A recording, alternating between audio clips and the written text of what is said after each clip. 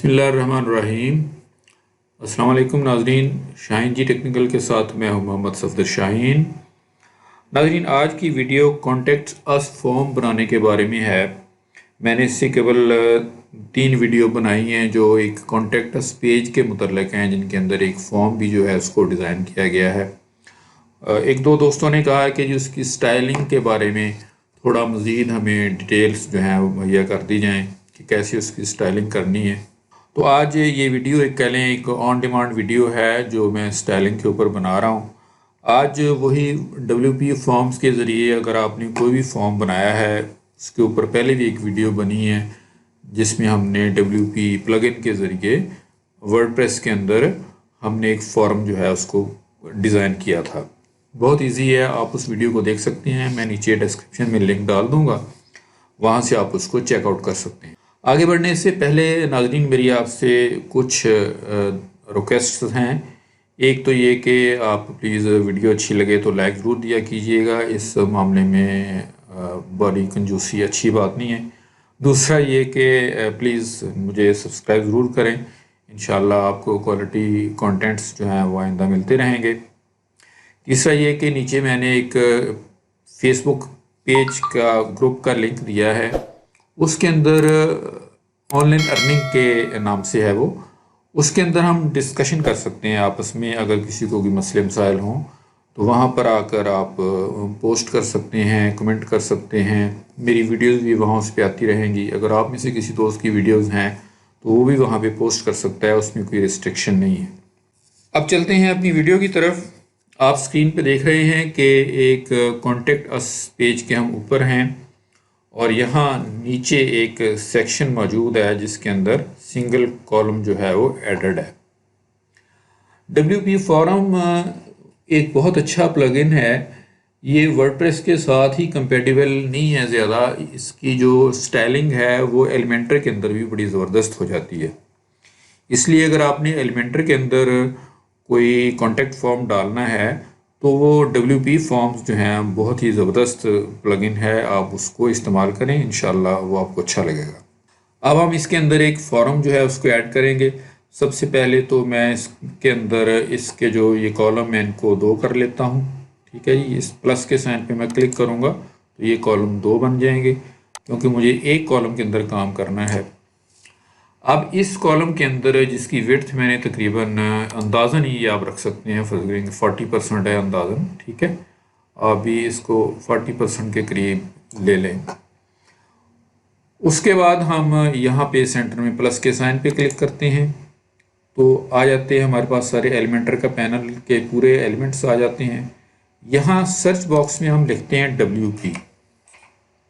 मैं नाज़रीन आपको ये भी यहाँ पर बता दूँ कि WP फॉर्म जो है इसकी जो बेहतर स्टाइलिंग है वो इसेंशियल एड-ऑन्स के ज़रिए होती है। आपको एक एलिमेंटर का प्लगइन अलग से रिक्वायर्ड होगा WP फॉर्म्स के अलावा, उसे हम कहते हैं एसेंशियल एड-ऑन्स। ये उसका एलिमेंट पड़ा है, EA इसके साथ लिखा होता है। ये आप जब प्लगइन्स की लाइब्रेरी में जाएंगे वहाँ आप इसेंशियल एड-ऑन्स के नाम पे इसको ढूंढें तो ये आपको मिल जाएगा, आप इसको इंस्टॉल कर लें। तो ये इसेंशियल एड-ऑन्स में से एक एलिमेंट है, उससे बहुत सारे उसके एड-ऑन्स हैं, ये उनमें से एक एलिमेंट है। इसको हम यहाँ पे उठाते हैं और यहाँ पर लाकर फॉर्म्स के अंदर डाल देते हैं। बाकी किसी दूसरे को हमने यूज़ नहीं करना, क्योंकि बाकी में इतने ऑप्शन नहीं है, इसी के अंदर सबसे ज़्यादा ऑप्शन है। अब यहाँ से आप अपना फॉर्म सेलेक्ट करें, कौन सा फॉर्म हमने लेना है। अगर आपने यहाँ पे 2 या 3 बनाए हैं तो फिर जो वो आपने लेना है यहाँ पर वो आपने लेना है। अब देखें हमारे पास ये एक कॉलम है, उसके अंदर हमने WP फॉर्म का एक एलिमेंट डाल दिया है। अब कॉलम की स्टाइलिंग अलहदा से होगी। ये जो अंदर हमने विजेट डाला है या एक एलिमेंट डाला है, इसकी स्टाइलिंग अलग से होगी। जैसे ही हम देखें इसके ऊपर क्लिक करते हैं तो यहाँ पर स्टाइल के जो कंटेंट हैं, स्टाइल है और एडवांस है, इनमें जो पीछे वाले दोनों टैब हैं इनके जो अंदर सब कंटेंट्स हैं वो चेंज होते हैं। ये देखिए इसमें ये स्टाइल्स के ये वाले ऑप्शंस हैं, कंटेंट में ये चीज़ें हैं। अगर मैं कॉलम के ऊपर क्लिक करूँगा तो फिर ये अक्सर चेंज हो जाएंगे, ये आ जाएगा और स्टाइल्स के अंदर ये चीज़ आ जाएगी। अब सबसे पहले हम जो पीछे कॉलम है हम उसको देख लेते हैं कि हमने उसको क्या करना है। कॉलम को आप यहाँ से सिलेक्ट करें और सिंपल हम इसकी बैकग्राउंड के अंदर आएंगे। ये पहला ही ऑप्शन बैकग्राउंड का है और यहाँ से आप बैकग्राउंड चूज़ कर लें। यहाँ से हम कोई इमेज भी डाल सकते हैं, लेकिन इस वीडियो में मैं इमेज नहीं डालूँगा। मैं यहाँ से एक कलर ले लेता हूँ, शार्प रेड वो ले लेता हूँ। अब ये कलर हमारे कॉलम के अंदर फिल हो गया। अब इसके अलावा मुझे कॉलम की मज़ीद कोई सेटिंग्स नहीं करनी। अब हम क्या करेंगे, अब हम जाएंगे एलिमेंट के ऊपर। अब एलिमेंट की भी सेटिंग्स जो हैं वो यहाँ पर कंटेंट सेटिंग पड़ी है। यहाँ से आप इसका ये ऊपर लिखा हुआ है कॉन्टेक्ट फॉर्म, ठीक है। आप इसका यहाँ से इसका जो टाइटल है उसको ऑफ कर दें। ये यहाँ पर ठीक नहीं लग रहा, इसका हम अलग से ऊपर टाइटल एक अलहदा एलिमेंट के ज़रिए डाल देंगे। वो हम कैसे डालेंगे कि हम यहाँ से एक एलिमेंट ले ही लेते हैं, ऊपर हेड में हम रख देते हैं ये एलिमेंट, इसके अंदर हम लिख देते हैं जी कॉन्टेक्ट अस, और इसको आप सेंटर अलाइन कर लें और इसको आप H3 कर लें, ठीक है जी। और इसको आप यहाँ से कलर जो है उसका वाइट कर लें, साथ ही जो इसकी टाइपोग्राफी है उसको आप चेंज कर लें। मुझे ये फ़ॉन्ट रेलवे जो है ये ज़रा अच्छा लगता है, मैं इसलिए अपनी वीडियोस में इसका ज़्यादा यूज़ करता हूँ। आप बहरहाल अपने तौर पे कोई भी इस्तेमाल कर सकते हैं। अब इस विजेट के ऊपर हम थोड़ा सा इसके टॉप पर और इसके बॉटम पे थोड़ी हम पैडिंग जो है वो डाल देते हैं। यहाँ से हम सिलेक्ट करेंगे और एडवांस में आएंगे तो इसकी पैडिंग जो है नाज़रीन वो मैं कर लेता हूँ, मेरे ख्याल में टॉप से ही कर लेते हैं। डाउन पे तो काफ़ी स्पेस पहले ही अवेलेबल है हमारे पास, नीचे स्पेस है लेकिन ऊपर हमारे पास स्पेस नहीं है, ठीक है जी। ये कॉन्टेक्ट अस हमने लिख दिया, नीचे स्पेस ऑलरेडी है, ऊपर हमने पैडिंग जो है वो 15 दे दी है। आप चाहें तो इसको कम ज़्यादा भी कर सकते हैं थोड़ा बहुत, ये आपके ऊपर डिपेंड करता है। अब हम आ गए हैं दोबारा फिर नीचे वाले एलिमेंट के अंदर, WP फॉर्म्स के एलिमेंट के अंदर, ठीक है जी। अब इसकी हमने जो है सबसे पहले हम इसकी जो पैडिंग मार्जिन या इसके जो बॉर्डर शॉर्डर हैं सब उसको देखेंगे, उसके बाद फिर हम बाकी चीज़ों की तरफ आएंगे। हम एडवांस के अंदर आते हैं। एडवांस के अंदर नाज़रीन आपने कुछ इसकी पैडिंग देनी है। सपोज़ मैं इसको 5 के करीब, सॉरी इसको पहले आप अनचेक करें, यहाँ से आप इसको अनचेक कर लें क्योंकि हमने डिफरेंट वैल्यूज़ डालनी है। तो ये जो टॉप है मैं इसमें 5 दूंगा और बाकियों में मैं 20, 20 और 20 डाल देता हूँ। ये देखें ये टॉप इसलिए कम दिया है कि टॉप पर पहले भी थोड़ी सी जगह जो है अवेलेबल है, उसकी हमें ज़रूरत नहीं थी ज़्यादा देने की ऊपर पैडिंग। साइडों पे हमने पैडिंग ज़्यादा दी है ताकि हमें इधर स्पेस जो है वो मिल जाए, ज़रा उसकी खूबसूरती में इजाफा हो जाएगा। अब ये याद रखें कि ये कॉलम के अंदर हमने ये सारा रेड कलर डाला हुआ है। इस एलिमेंट की बैकग्राउंड अभी हमने लगानी है, वो हमने नहीं लगाई। अब हमने एलिमेंट को सिलेक्ट किया हुआ है। अब हम चलते हैं इसके स्टाइल्स में। स्टाइल्स में आने के बाद देखें ये फॉर्म बैकग्राउंड कलर, ये याद रखिए कि जो ये हमारा फॉर्म है ये वाला, ठीक है। अब हमने इसकी बैकग्राउंड चेंज करनी है। इसकी बैकग्राउंड सपोज कि मैं रेड का ज़रा थोड़ा डार्क शेड ले लेता हूँ, सपोज के ये काफ़ी है, ठीक है जी। ये मेरे पास रेड की जो है, इस जो अंदर जो एक्चुअल फॉर्म है, पैडिंग तो हमने बाहर दी है ना, अब इसके अंदर हमने जो इसकी बैकग्राउंड है वो हमने रेड फिल की है। इनके अंदर क्योंकि वाइट कलर फिल है इसलिए हमें पीछे से नज़र नहीं आता। अब हम क्या करेंगे कि इसके हम जो मार्जिन्स हैं या जो इसके इस फॉर्म के इसके फॉर्म का जो मार्जिन है और इसकी पैडिंग जो है और इसके साथ हम बॉर्डर भी लगाएंगे और उसका रेडियस भी देंगे, वो हम यहाँ से चेंज करेंगे। मिसाल के तौर पे मार्जिन मैं इसमें बिल्कुल नहीं ऐड करूँगा क्योंकि मार्जिन और पैडिंग के अंदर जो डिफरेंस है वो मैंने एक अलग से स्पेशल इस पे वीडियो बनाई हुई है, आप देख सकते हैं, वहाँ से आप अंडरस्टैंड कर सकते हैं। यहाँ पे हमें मार्जिन देने की ज़रूरत नहीं है, हम सिर्फ इसके अंदर देंगे पैडिंग। और इसको हम अनचेक करेंगे ताकि हम अलग अलग सेक्शन में अलग अलग नंबर्स जो हैं वो डाल सकें। मैं इस टॉप के ऊपर मैं 15 दूंगा और जो हमारा राइट है इसके ऊपर मैं 20 करूंगा और जो हमारा बॉटम है उस पर मैं 5 करूंगा और जो मेरा लेफ़्ट है इस पर मैं भी 20 करूंगा। यानी कि लेफ़्ट और राइट पे 20-20 है, नीचे जो है वो 5 है और टॉप के ऊपर जो है वो 15 है। अब ये मैंने इस फॉर्म का जो स्ट्रक्चर है उसको सेट किया है। आपने ये वैल्यूज़ देख ली हैं। इसी तरह इन वैल्यूज़ के साथ आप आगे पीछे करके प्लेइंग कर सकते हैं कि इसको आपने कैसे एडजस्ट करना है, कम करने से क्या होता है, ज़्यादा करने से क्या होता है। तो ये सारी आपको अंडरस्टैंडिंग तभी होगी जब आप इस फॉर्म को एक नहीं, दो नहीं, 3-4 बार आप बनाएंगे तो आपका जो कॉन्सेप्ट है वो मज़ीद क्लियर हो जाएगा। उसके बाद हाँ नाज़रीन, इसके अंदर हमारा बॉर्डर आ जाता है। बॉर्डर का रेडियस उस वक्त तक हमें कोई फ़ायदा नहीं है जब तक हम यहाँ से पहले बॉर्डर को सिलेक्ट नहीं करते, यानी कि कोई सॉलिड हमारे पास बॉर्डर आए तो सही, फिर आप उसकी यहाँ से विड्थ नहीं लेते। कितनी विड्थ आपने लेनी है, सपोज़ कि मैं 3 विड्थ ले लेता हूँ, 4 ले लेता हूँ, ये आपकी मर्ज़ी के ऊपर है। उसको मैं कलर दे लेता हूँ जी, वाइट मैंने उसको कलर देना है, ठीक है जी। अब ये वाइट कलर देने के बाद अब आप उसको रेडियस दें कि मैंने फ़र्ज़ करो उसको रेडियस जनाब जो देना है वो 5 तो कम है, यानी कि आप समझ लें कि 10 के करीब। इससे क्या हुआ है कि हमारा ये जो बॉर्डर इसके कॉर्नर जो हैं ये थोड़े गोल हो गए हैं, ये ज़रा ज़्यादा अच्छे लगते हैं। और इस विड्थ को आप थोड़ा और मोटा कर लें, ज़रा 5 कर लेते हैं। ये हमारा हो गया इसका कंटेनर के बारे में सेटिंग। इसका ये यानी कि जो फार्म है हमारा, ये जो वाइट एरिया के जो अंदर चीज़ है वो हमारे कंटेनर के अंदर है और ये जो वाइट लाइन है ये हमारा कंटेनर है, यानी कि इसके अंदर हमने इसको बाउंड किया हुआ है, इसके अंदर हमने इसको रखा हुआ है। इसको आप कंटेनर इस तरह कहते हैं। अब इसके बाद नाज़रीन हमारे पास जो नेक्स्ट स्टेप है वो टाइटल एंड डिस्क्रिप्शन का है। टाइटल हमने इसका वैसे ही रिमूव कर दिया, उसकी यहाँ से हमें सेटिंग की ज़रूरत नहीं है। डिस्क्रिप्शन हमने इसमें डाली नहीं है, ठीक है। अब हम आ जाते हैं लेबल्स के अंदर। ये हमारे ऊपर जो your name, email, how did you find us, ये इसके लेबल्स हैं। अब हम इन लेबल्स का हम कलर यहाँ से सेट करेंगे।